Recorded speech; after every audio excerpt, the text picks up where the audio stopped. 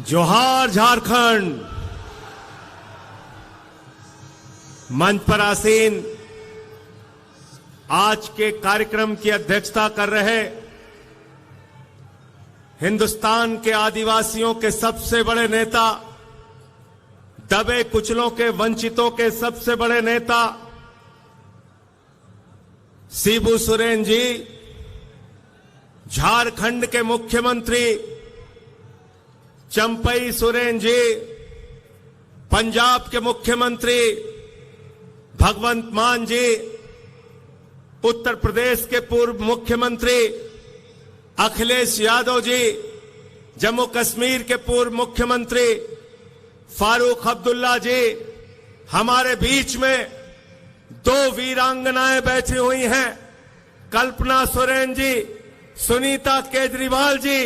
आज जब ये अपने घरों से निकल सकती हैं, तो हम सबकी जिम्मेदारी है कि आज नरेंद्र मोदी की सरकार से दो दो हाथ करने के लिए हम भी सड़कों पे उतरे, हम भी मैदान में आए। बिहार के अंदर भारतीय जनता पार्टी की दुकान बंद कराने का जिम्मा जिस नौजवान ने अपने कंधे पे लिया है, मैं बधाई देना चाहता हूं तेजस्वी यादव जी, जिस तरह से दिन रात मेहनत करके बिहार से भाजपाइयों का सफाया करने के लिए दिन रात मेहनत कर रहे हैं। प्रियंका चतुर्वेदी जी, महाराष्ट्र के अंदर इनका पूरा गठबंधन लग के भाजपा को वहां से हटाने का काम कर रहे हैं। दीपांकर भट्टाचार्य जी और टीएमसी के नेता विवेक गुप्ता जी, कांग्रेस पार्टी के सीएलपी के लीडर, आप सबका मैं हृदय की गहराइयों से अभिनंदन करता हूं। और आज जो सामने यहां पर इतनी बड़ी तादाद में इकट्ठा हुए हैं, अपने नेता हेमंत सोरेन के लिए इकट्ठा हुए हैं, आप ये संदेश देना चाहते हैं, भगवान बिरसा मुंडा की धरती से नरेंद्र मोदी को संदेश देना चाहते हैं कि पूरे देश का आदिवासी समाज इस बार तुम्हारी जमानतें जब्त कराने का काम करेगा।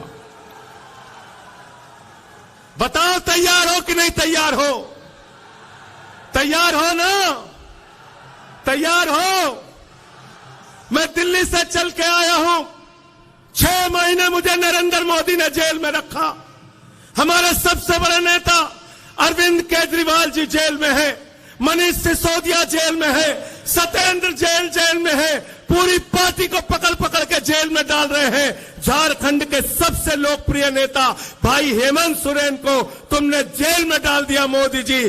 केजरीवाल का संदेशा है, पूरी दिल्ली, पूरा देश झारखंड के साथ है, आपकी लड़ाई में आपके साथ खड़ा है, डरने की जरूरत नहीं है। तुम जेल से डरा रहे हो, भगवान बिरसा मुंडा के अनुयायियों को जेल से डराते हो। अरे हमारा इतिहास पढ़ लेना, झारखंड का इतिहास पढ़ लेना नरेंद्र मोदी जी। अंग्रेजों को जंगल में रह के भगाने का काम बिरसा मुंडा के नेतृत्व में आदिवासी समाज के लोगों ने किया है। जंगल में रह के शिबू सोरेन जी के नेतृत्व में झारखंड को बनाने का काम झारखंड के लोगों ने किया है। जंगल में रहकर अपने अधिकारों की लड़ाई लड़ने वाले लोगों को जेल से डराने की कोशिश मत करना। तुम्हारी जमानतें पूरे देश में जब्त कराने के लिए देश के आदिवासी, दलित, पिछड़े समाज के लोग एकत्रित हैं। बिल्कुल ठीक कहा दीपांकर भाई ने, पूरे हिंदुस्तान में बाबा साहब डॉक्टर भीमराव अंबेडकर जी का संविधान चलता है। हम सब लोग बाबा साहब डॉक्टर भीमराव अंबेडकर के संविधान को मानते हैं। भारत तो बाबा साहब के संविधान को मानता है, लेकिन भाजपाई नागपुर के संविधान को मानते हैं, नागपुर के संविधान को। और नागपुर का संविधान क्या कहता है? नागपुर का संविधान कहता है, दलितों का आरक्षण खत्म करो, आदिवासियों का आरक्षण खत्म करो, पिछड़ों का आरक्षण खत्म करो, चुनाव खत्म करो, नरेंद्र मोदी की तानाशाही इस देश में लाओ। मैं आपसे कहना चाहता हूं, ये अंतिम चुनाव है मेरे भाइयों। इस बार चुनाव में इनकी जमानतें जब्त कराकर इनको हराने का काम करना और कहना हम देश का संविधान बदलने नहीं देंगे।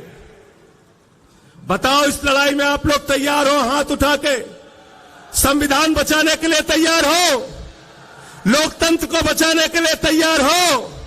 अरे ये वोट की ताकत जो आपसे छीनी जा रही है, उस ताकत को बचाने के लिए तैयार हो ना? आरक्षण को जो खत्म करने की भाजपा ने कोशिश की है, उसको बचाने के लिए तैयार हो कि नहीं हो? क्या कहते हैं भाजपाई? अयोध्या से इनका कैंडिडेट है लल्लू सिंह। वो कहता है 400 सीट दे दो, संविधान बदलना है। ज्योति मिर्धा बीजेपी की प्रत्याशी कहती है 400 सीट दे दो, संविधान बदलना है। अनंत हेगड़े भारतीय जनता पार्टी की सरकार का पूर्व केंद्रीय मंत्री कहता है 4 सीट दे दो, संविधान बदलना है। अभी अरुण गोविल ने मेरठ में कहा 400 सीट दे दो, संविधान बदलना है। याद रखना, ये संविधान बदलेंगे तो आरक्षण खत्म करेंगे, ये संविधान बदलेंगे तो चुनाव में जो वोट देने की आपकी ताकत है उसको खत्म करेंगे। बिहार में लड़ रहे थे तेजस्वी यादव जी, 2015 के चुनाव का रिकॉर्ड उठा के देख लेना। मोहन भागवत ने कहा था आरक्षण खत्म होना चाहिए, आरएसएस के नेता ने कहा, मोहन वैद्य ने कहा आरक्षण खत्म होना चाहिए। मैं कहना चाहता हूं, जब तक हम लोग इस धरती पर जिंदा हैं, आरक्षण का अधिकार, संविधान का अधिकार हम खत्म होने नहीं देंगे। तैयार होना। भाजपाई भ्रष्टाचार के खिलाफ बोलते हैं, नरेंद्र मोदी जी भ्रष्टाचार के खिलाफ बोलते हैं। हेमंत सोरेन जी को झूठे आरोप में जेल में डाल दिया, अरविंद केजरीवाल को झूठे आरोप में जेल में डाल दिया। भ्रष्टाचार के खिलाफ नरेंद्र मोदी जी बोलते हैं, भ्रष्टाचार के खिलाफ भाजपाई बोलते हैं, तो लगता है ओसामा बिन लादेन और डाकू गब्बर सिंह अहिंसा पे उपदेश दे रहा है। ओसामा बिन लादेन और डाकू गब्बर सिंह अहिंसा पे उपदेश दे रहा है। 2014 के बाद इस देश के अंदर एक मोदी वॉशिंग पाउडर निकला है, मोदी वॉशिंग पाउडर। वो चुटकियों में सारे दाग धुल देता है, चुटकियों में सारे दाग धुल देता है। उस मोदी वॉशिंग पाउडर ने कहा अजीत पवार के ऊपर 70,000 करोड़ का घोटाला लगाया, आरोप लगाया, खुद प्रधानमंत्री ने लगाया, बीजेपी के साथ शामिल कर लिया। छगन भुजबल पर भ्रष्टाचार का आरोप लगाया, बीजेपी के साथ शामिल कर लिया। हसन मुशर्रफ पर भ्रष्टाचार का आरोप लगाया, बीजेपी के साथ शामिल कर लिया। अशोक चौहान पर भ्रष्टाचार का आरोप लगाया, बीजेपी के साथ शामिल कर लिया। नारायण राणा पर भ्रष्टाचार का आरोप लगाया, बीजेपी के साथ शामिल कर लिया। मुकुल राय शुभेंदु अधिकारी पर भ्रष्टाचार का आरोप लगाया, बीजेपी के साथ शामिल कर लिया। हेमंत विश्व शर्मा पर भ्रष्टाचार का आरोप लगाया, बीजेपी के साथ शामिल कर लिया।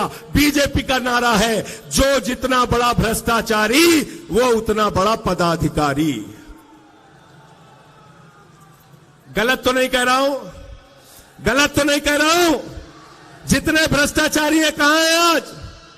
मोदी जी कहते हैं भ्रष्टाचारियों को नहीं छोड़ूंगा, ये मोदी की गारंटी है। मैंने कहा मोदी जी बिल्कुल आप ठीक कहते हैं, आप एक भी भ्रष्टाचारी को नहीं छोड़ेंगे, ये मोदी की गारंटी है। भ्रष्टाचारियों को नहीं छोड़ूंगा, इस बात की गारंटी है। पूरब से लेकर पश्चिम तक, उत्तर से लेकर दक्षिण तक सारे भ्रष्टाचारियों को बीजेपी में शामिल करूंगा, इस बात की गारंटी है। गलत तो नहीं कह रहा हूं। सारे बेईमान कहां हैं आज? सारे बेईमान किस पार्टी में है? जोर से बोलिए, जोर से बोलिए। बीजेपी में, बीजेपी में। और भ्रष्टाचार के खिलाफ प्रधानमंत्री बोलते हैं, भ्रष्टाचार के खिलाफ आवाज उठाते हैं।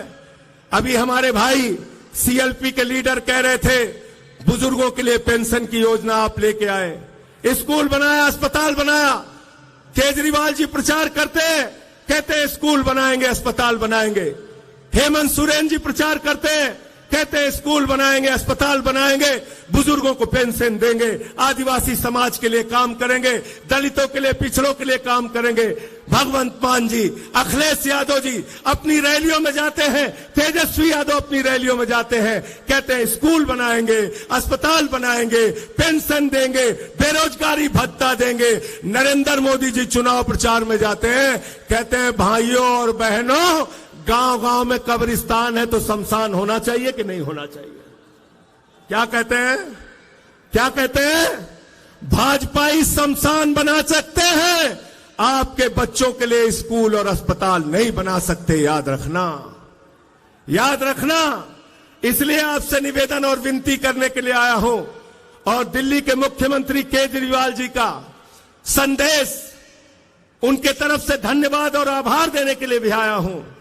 जब कोरोना के समय में दिल्ली के अंदर लोगों की जान जा रही थी, प्रधानमंत्री से हमने कहा ऑक्सीजन दे दो, प्रधानमंत्री जी ने कहा ताली बजाओ कोरोना ठीक हो जाएगा, थाली बजाओ कोरोना ठीक हो जाएगा, दिया जलाओ कोरोना ठीक हो जाएगा।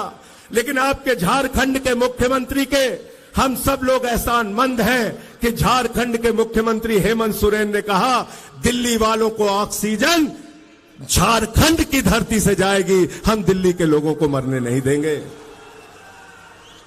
यह आपका एहसान हम भूले नहीं है। इसलिए आपसे कहना चाहते हैं, इस लड़ाई में हम आपके साथ हैं। हमारी 2 वीरांगनाएं यहां पर बैठी हैं।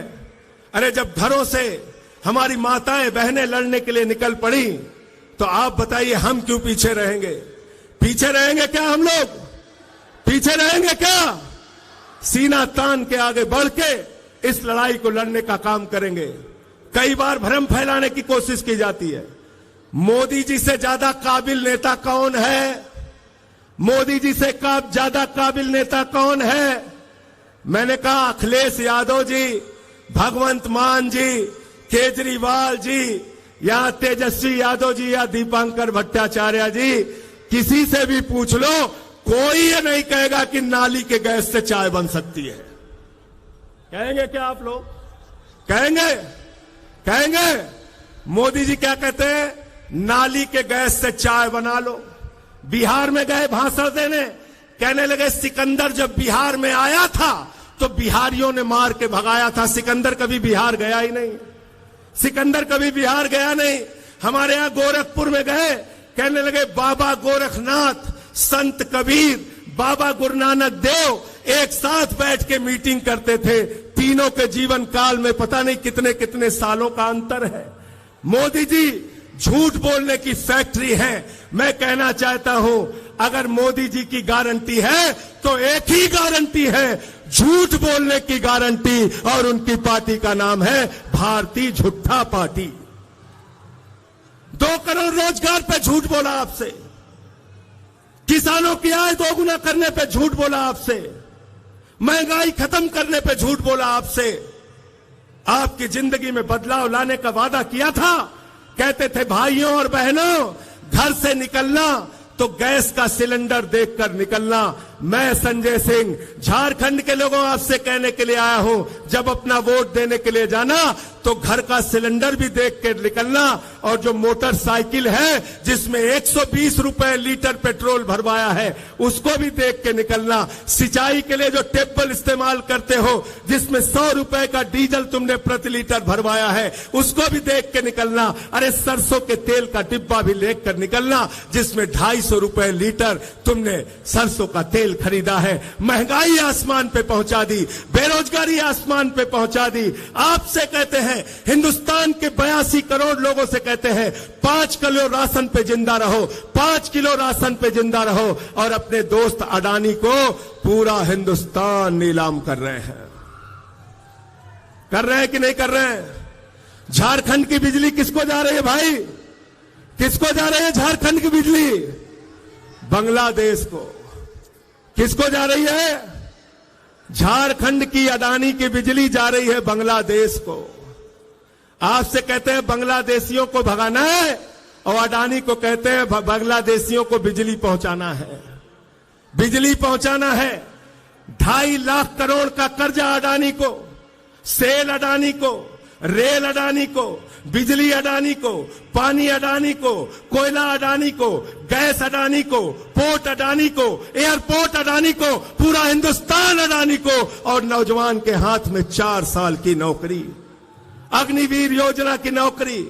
हिंदुस्तान के अंदर आप देश की जनता को बेवकूफ बनाना चाहते हैं। नरेंद्र मोदी जी, यहां पर बैठे हुए लोग, इंडिया गठबंधन के लोग इंडिया के लिए काम करेंगे और नरेंद्र मोदी और उनकी पार्टी अडानी के लिए काम करेगी। याद रखना, अडानी के लिए काम करेगी। और इसलिए आपसे हाथ जोड़कर विनती करने के लिए आया हूं, निवेदन करने के लिए आया हूं। वोट देने के लिए जाना तो हेमंत सोरेन जी का चेहरा याद करके जाना। जिस तरह से उनके ऊपर अत्याचार किया गया, कल्पना सोरेन जी यहां पर बैठी हैं, सुनीता केजरीवाल जी बैठी हैं, जिस तरह से केजरीवाल जी के ऊपर अत्याचार किया गया, आज उनको जेल में रखा गया है।